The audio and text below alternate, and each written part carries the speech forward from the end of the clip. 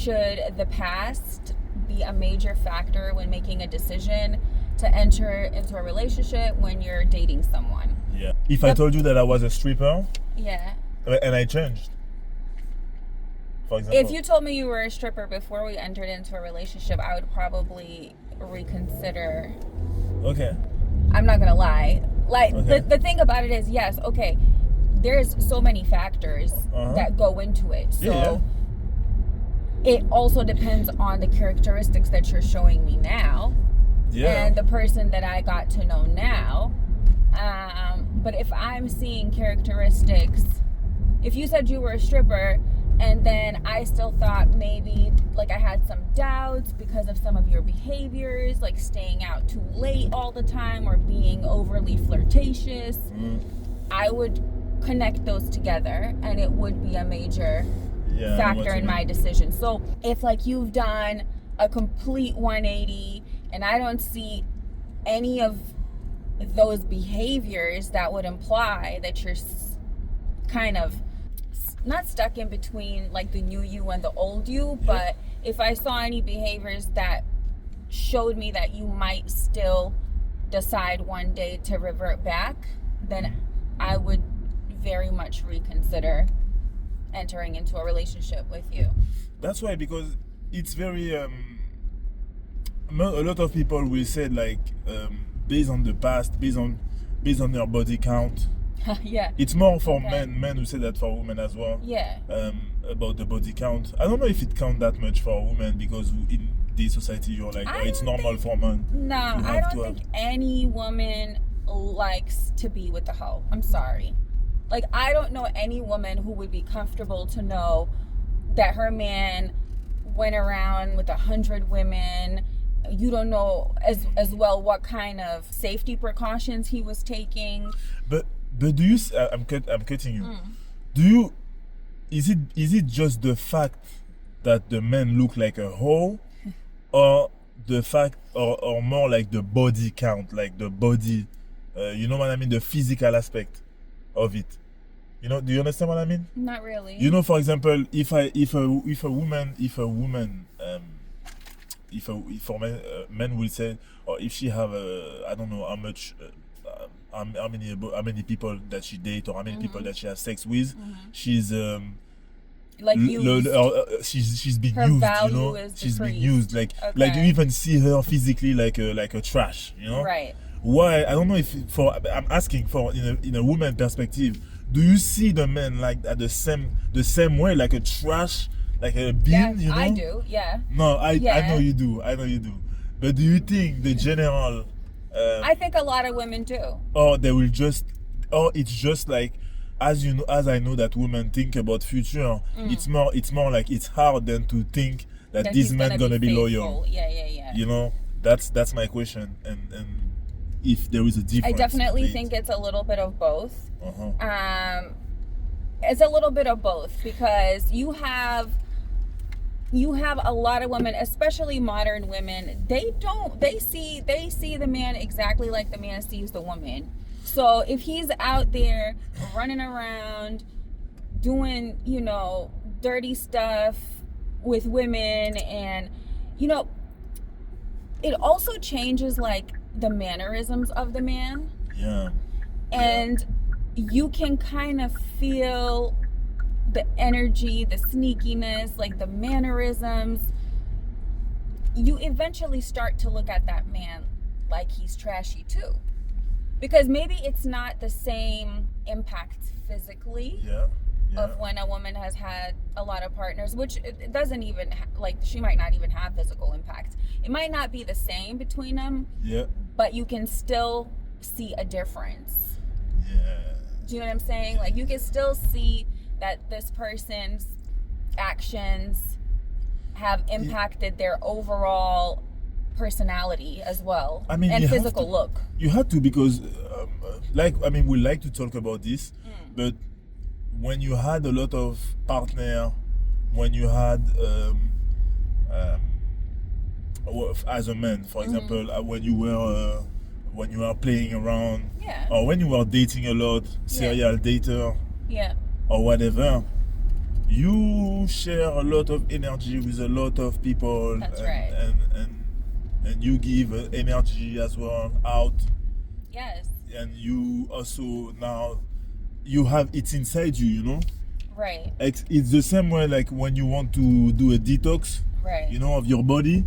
The same way when you enter into a relationship and you were like that, you need to have a detox. Right. That's what people doesn't understand, you know. And I can say that because I did this detox. Yeah. You know what I mean? Right. And that's why as well I talk about that, because we can see a lot of coaches, a lot of coaches on social media who's talking. First, I always say that for me it's very strange that they talk and we never see if they're in a relationship. Right. We never. You don't know anything about their past. Don't know anything about their past. Their current situation. You know, and that's why this question is very important for me, because if I had to answer this guy, you better go past this truck. Yeah. If for me, I would say that the past count, like you said, but it depends as well how you're acting in the present. Yeah. As well, you know, because the person that I was before I met you, right, it's totally different from the man that I have that I become. No, 1,000%, 1,000%. The perception that I have about a couple being in a relationship, right. For example, I thought that to be able to have a successful relationship and a long-term relationship, successful long-term relationship, you needed to be in a polyamorous situation. Yeah. So that means the woman can go see another man, and you will be able to see another woman. Mm-hmm. This is the only way. Why? Because I thought that man and woman physically at one point will be tired of each other. Right. Physically. So if you want to maintain the relationship, you will have to be able to be free to go see around and come back when come back to your relationship for the other reason. Right. Other than the physical part aspect. You know? Yeah. I was believing in that so hard. I mean, that makes sense, because at one point I believed in it too. I do want to touch on just slightly what you talked about, the energy exchange. Yeah. Even if we talk about polyamory, you're still exchanging energy with other people. When you exchange energy with other people, or it's not meaningful, it's going to deplete you, whether you're a man or a woman. You know, and the more energy you change, the more of their energy you inherit, and the more it depletes you. So I definitely agree with a detox.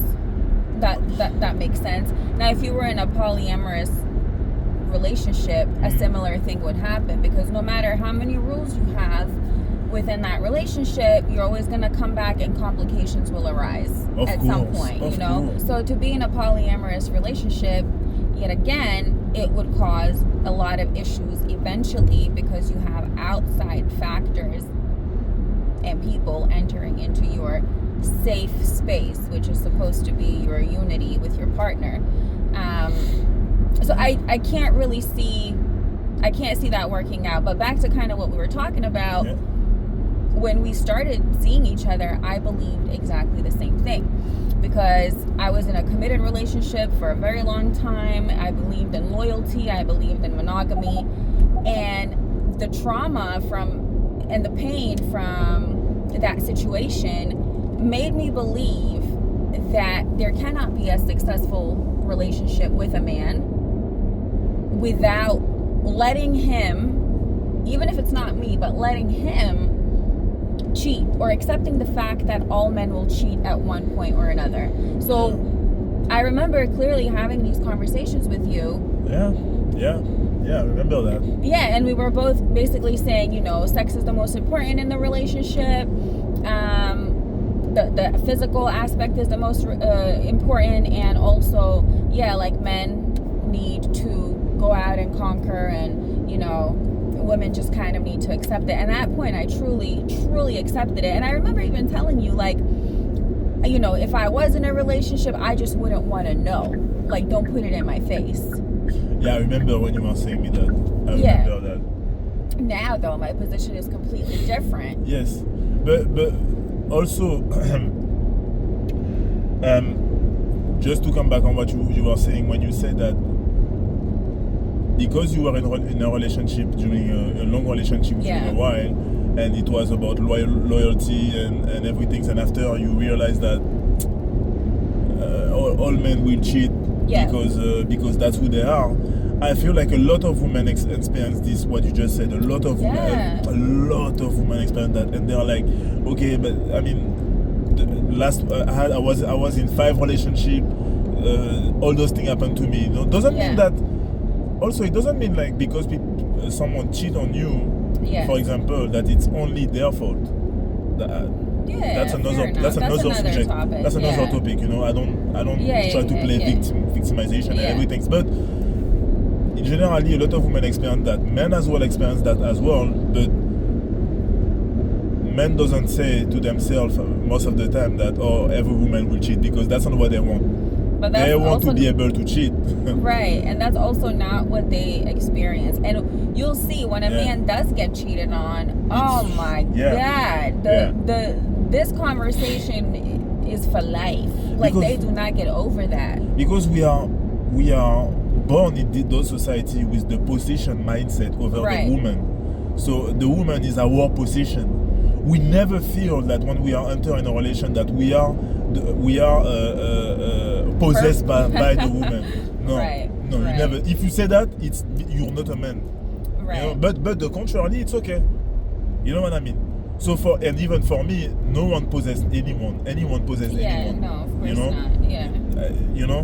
So to come back on this, when the woman experience that, after you create a certain type of woman who. It's just called that. It's just what it is you become numb. Yes. You start to stereotype all men and to say, hey, listen, I guess I'm going to have to settle because all men are like this. And you kind of think, fairy tales aren't real. This real, true love soulmate thing isn't real. Yeah. I just have to settle for the world as it is. And a man is a man and a man is going to cheat. And so you become numb and you think, hey, if that's the worst he's going to do, that's cool. I mean, I can handle that as long as he's providing, as long as he's a good dad. If he goes out and cheats, it's all right. But you see how we say it? So what's happened now? Women are not just by gender role staying at home, clean the house and take care of the child anymore. Yeah. Women are more and more independent in terms of their lifestyle. Right. So when you do that, before women will say, I can't divorce my man. Right. When you talk about America and Western world, I can't divorce my man because it's hard for a woman to live. I can't buy a house by myself because I need a man. Yeah. I can leave just like that the house because where I'm gonna go, I have child and I will have to take them. I'm sure the man not gonna take them. Yeah. So I have to stay there and shut up, Right. But now you create women then who say, okay, he cheat. Mm-hmm. I'm gonna cheat too. Yeah, that's right. That's right. Because now we have. So like that we are both equal. Yeah, right. And we still maintain the things as long as no one know. For example, like you said as well before, as long as no one know. Yeah, I remember clearly saying things like, if I find out that my man is cheating, I'm gonna be mad. But if I don't, that means he loves me. I don't see.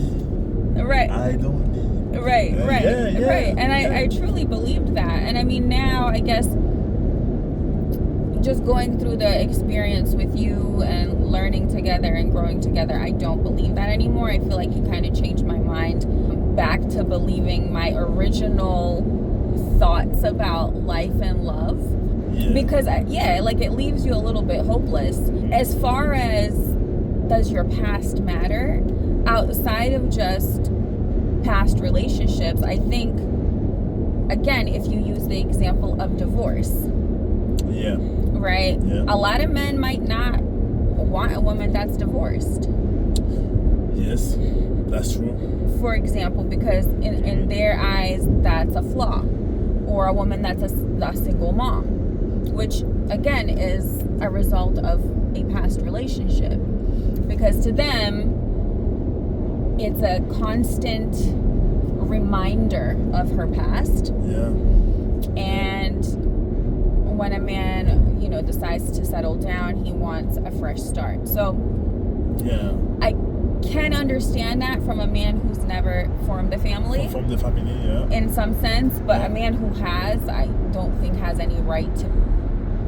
Oh, for sure. To want that. I mean, there is the whole things about women initiate most of the divorce. Oh yeah, they said 70% of the time women initiate divorce, but 50% of marriages fail. So out of that 50%, 70% of women initiate the divorce. But those people talk about the consequences and not the cause. That's exactly right. So it's easy to say 70% of women. Yeah, because now women have more rights. Do you think all these women back in the day would have stayed with their abusive husbands if they had money to leave?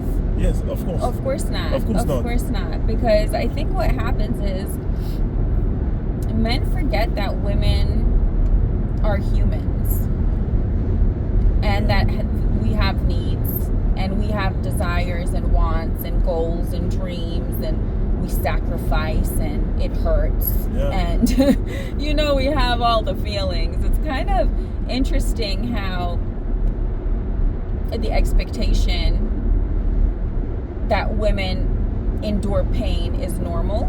Yeah. I mean, single mom, like you said, divorced woman, right? As well. I think for to be honest, it must be the hardest period for a woman to find someone. Right. Because it's so hard already when you have 30, past 30. Yeah. To find someone and to don't lose time. Yeah. Because after 30, you stay with someone 8 years, and you realize that that's not the good you. That's 8 years. You're already 38.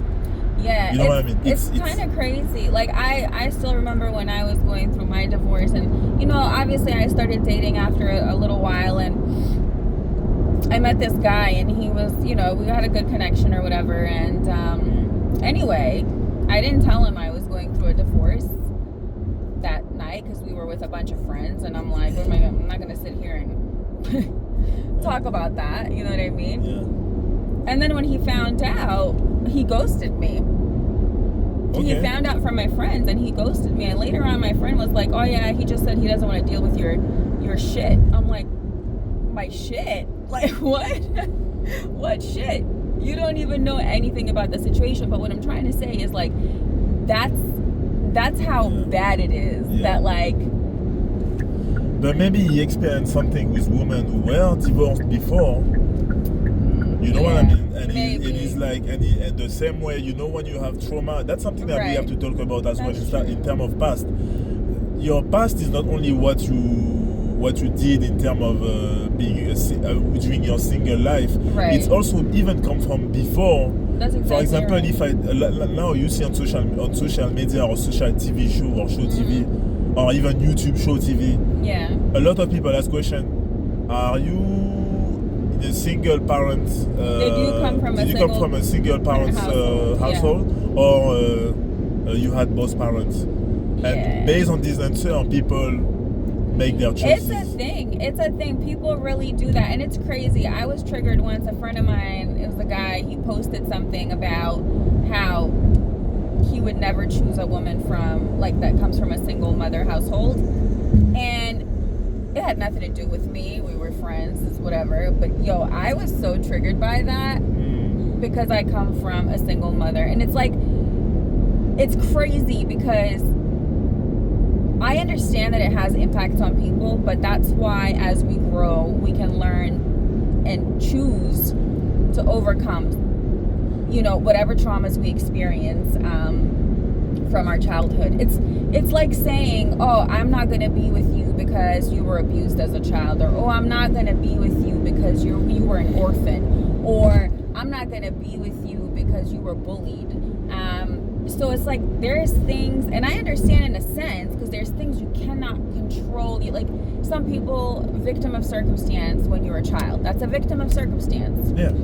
And it shapes you. It absolutely does. Yeah. However, it all comes down to the choices we make as adults and to the characteristics and behaviors that we are showing as adults and a willingness to learn. So I just feel like you cannot do that. You cannot just completely eliminate somebody just because they experienced something that they had no control over. So I'm agree and not at the same time. Okay. Because I would say like certain people,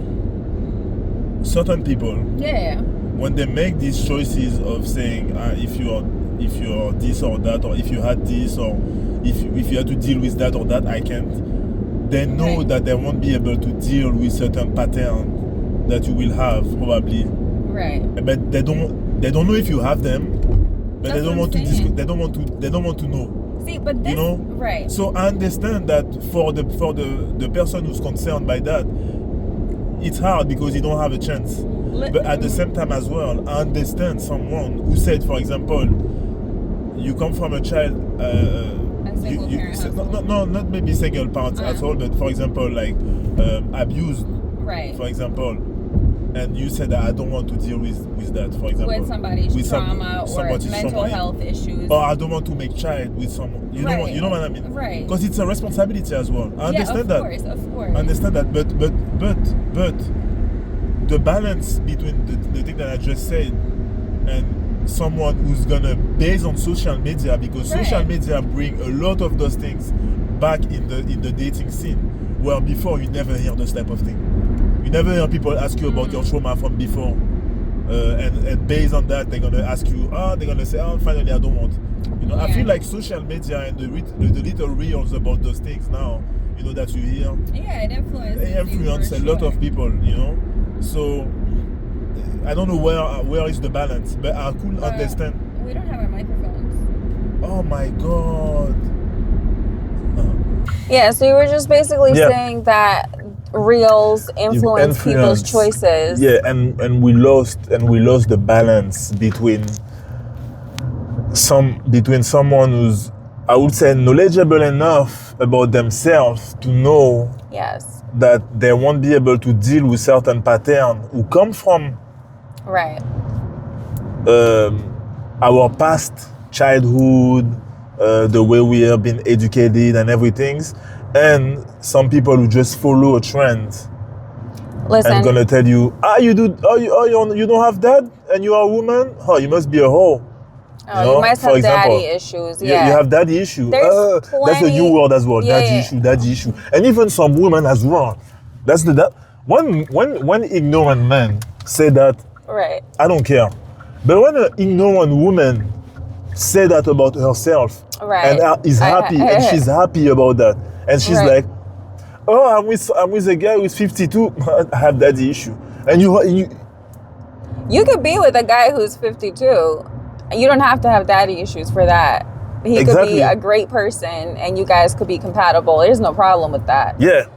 It's just, when it comes out like that, then you got some work to do on yourself for sure. Yeah. But I think men are usually the ones who have this criteria. Some women do ask if the man comes from a 2-parent household. I'm going to tell you right now, coming from a 2-parent household does not guarantee you're not going to have daddy or mommy issues. I'll tell you that right now. You could actually have more.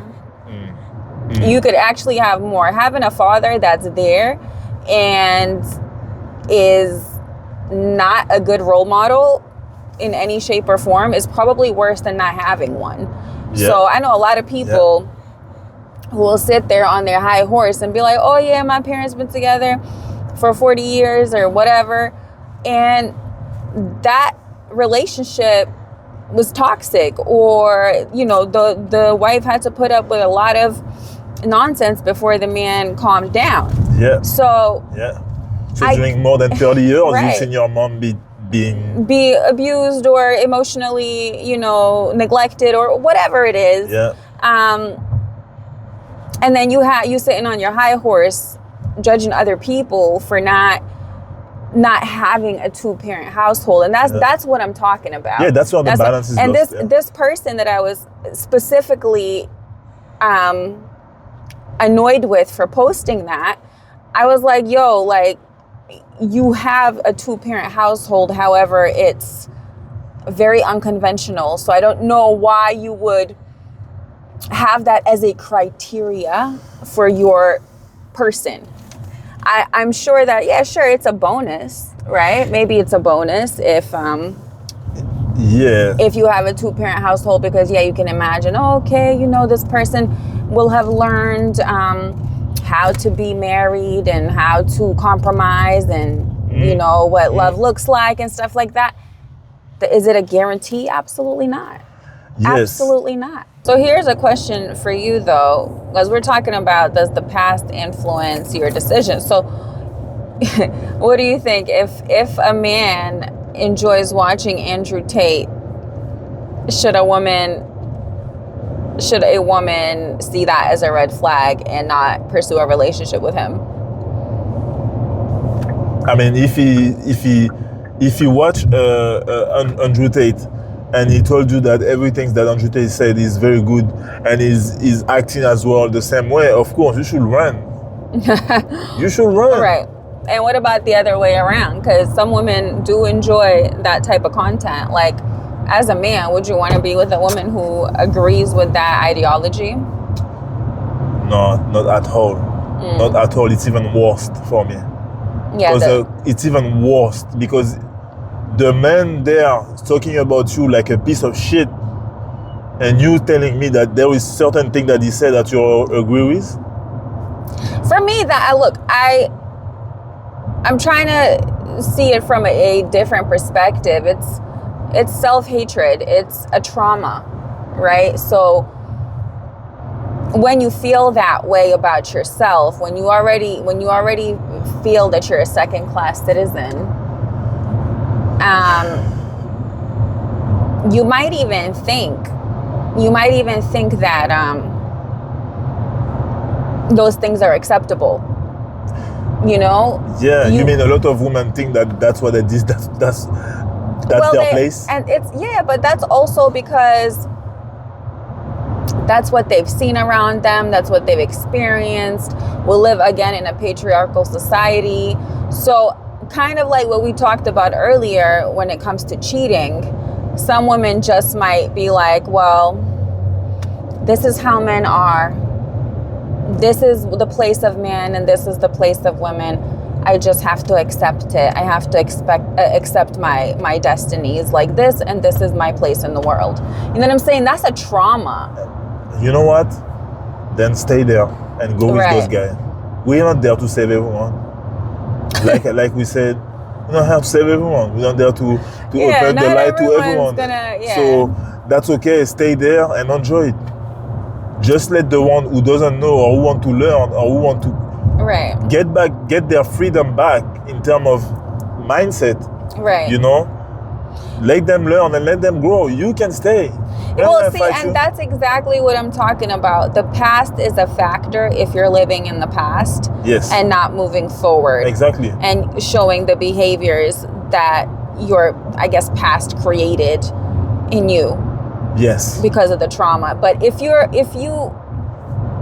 take the past, yes, and you own it and you grow and you learn, and you don't have to be healed. That's not at all what it is. It's about constant evolution. Yes, we never heal 100%. That's exactly right. And so I feel like the past doesn't matter as much if you're constantly evolving, because it gives you character if you're evolving. Yeah, the past doesn't matter if you put the effort to grow and learn and to overcome certain challenges that you had before, or certain things that you couldn't understand before. Right. If you put the action and the effort to it, then your past doesn't count anymore. Yeah, because I always say we are all learners, no matter what position you're in life. Like, no matter if you're a CEO, no matter if you're a doctor, a waiter, whatever you are, if you think that you're done learning, then nobody should take advice from you. Exactly. You know what I mean? Exactly. There's always something new to learn, evolve, and to grow. And so I think, basically the past is a major factor. However, there needs to be that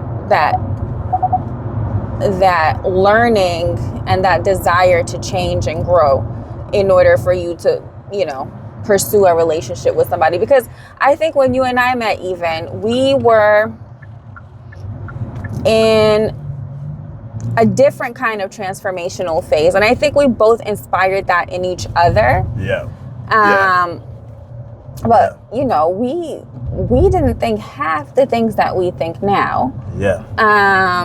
And that was only a few years ago. That wasn't like a decade ago. That was probably like 5 years ago, 6 years ago. 6 years ago, And you met me at a time when I, was still kind of overcoming I was still trying to find myself.